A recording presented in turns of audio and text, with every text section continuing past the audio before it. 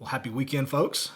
Thank you for hanging out with me for just a couple of minutes here as we stay tuned in to what God is doing in and through the life of St. Paul's United Methodist Church.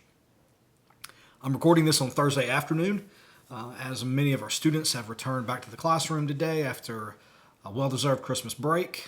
Many of us are finding their way back to the offices and back to our rhythms this week after some good time with friends and family. I pray that you had a blessed holiday season, but we're not quite out of it yet.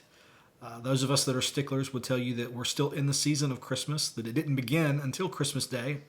But I hope that you, wherever you are and whatever this experience has been for you, it has been a blessed one. As I record this, there are folks here on campus. It's really busy on campus this week because we've got lots of things going on, but one of the most exciting things going on is our new audio system is being installed currently.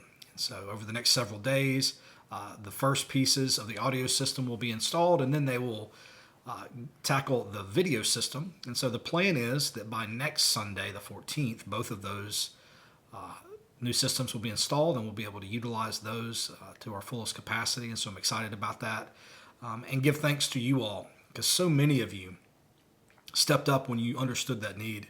And so we're so grateful that you have joined us in making sure that very, very, very important tools like these two systems are going to be installed here on our campus that will serve us and just be tools for our ministry for years to come. So thank you, thank you, thank you. So we're doing a new thing.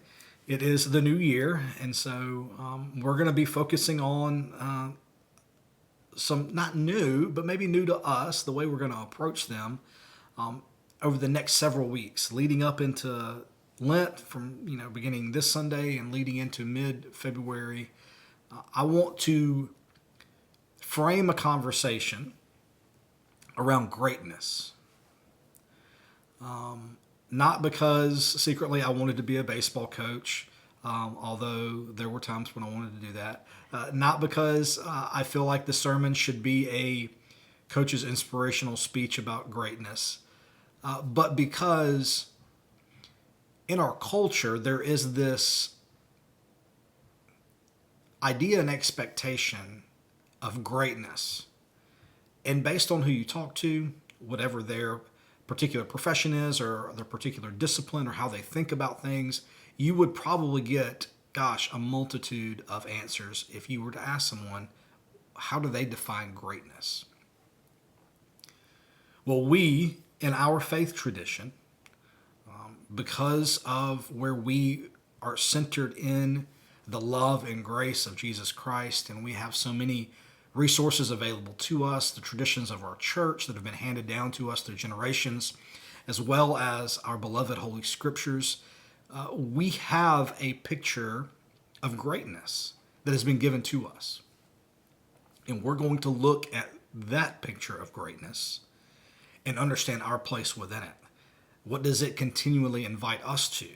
What does greatness look like for those of us who claim to be Christian? What does greatness mean to us? What does greatness in practice look like?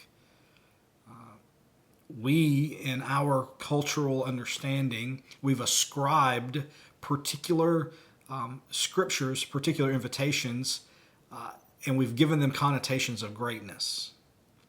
And so we're going to look at three of those over the next several weeks.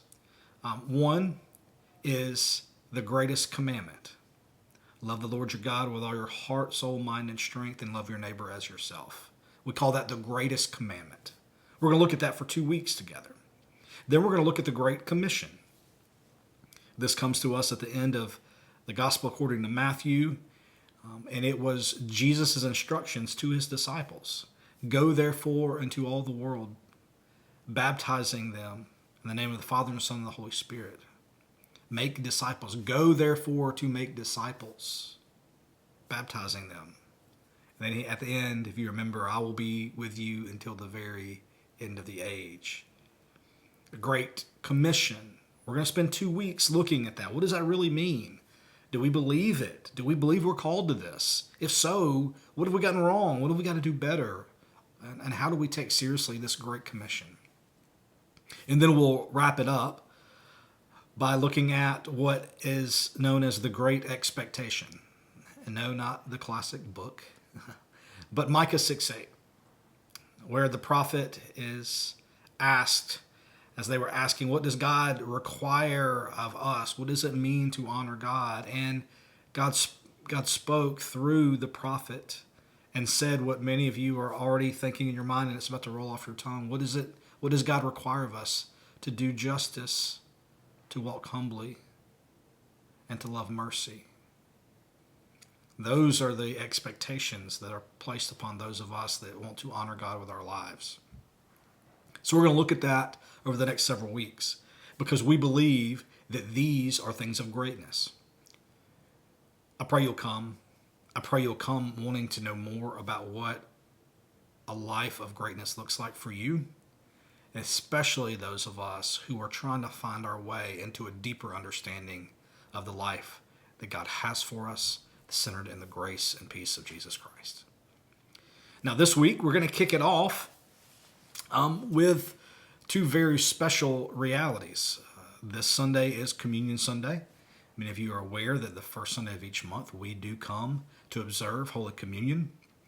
But because it is the beginning of the year, we will also have an opportunity to be renewed, to be reconnected to our baptisms. Those are the two sacraments, the two holy observances in our faith tradition that we hold up among all the others and say, these are the two most important things that the church does. Observe baptism and Holy Communion. And so in this Sunday, we're going to be revisiting both of those sacraments. And we're going to be asking ourselves, what does it mean for us to live in response to these sacraments? If they are the defining things for us, if they are the greatest two practices of our particular faith tradition, how do we live in response to those? How do we engage them more deeply? And so I'm excited about that. I hope that you are. I hope you come. If you're curious, if these things, these sacraments, these baptism and communion have always seemed a little odd to you and mysterious and a little inaccessible to you, come this Sunday. You don't have to partake in all of those. Come and listen. Come and ask questions. Come and seek the Lord as we re-engage these two practices as we begin 2024 together. I think that's the first time I've said 2024 out loud this year. That feels a little odd, doesn't it?